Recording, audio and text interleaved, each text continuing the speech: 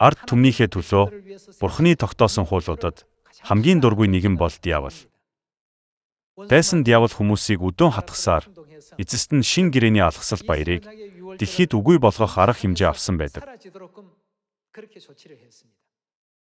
Тиймдээ л Галат 1-р бүлэгт юу гэж хэлсэн бэ?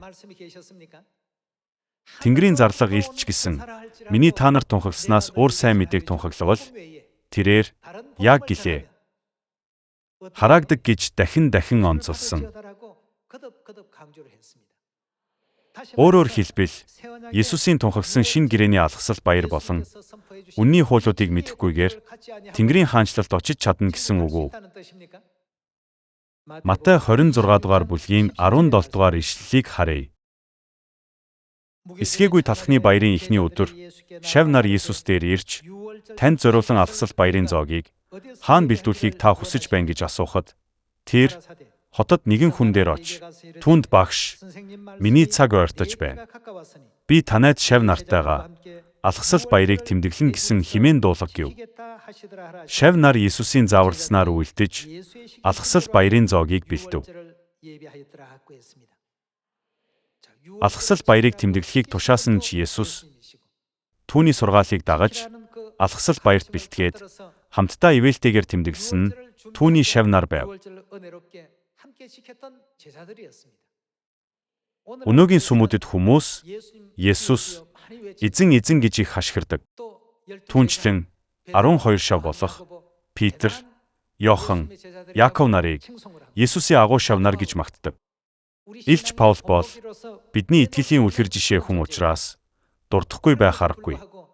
Тийм атал Есүс тэмдэглэж, Илч Паулч тэмдэглэж, Питер, Йохан нарын тэмдэглэсэн алгасал баярыг өнөө үед энэ дэлхийн альч сүмд тэмдэглэдэггүй. Үүнийг та бүхэн юу гэж бодож байна? Бүр нэг гайхмаар, хачирхалтай. Тэд Питер агуу итгэлтэй гэж хэлдэгч алгасал баярыг сахисан итгэл нь тэдний нүдэнд харагддаггүй. Илч Паул бол Христийн захиасыг Европт хүртэл түгээсэн агуу хүн. Тэр бол агуу илч.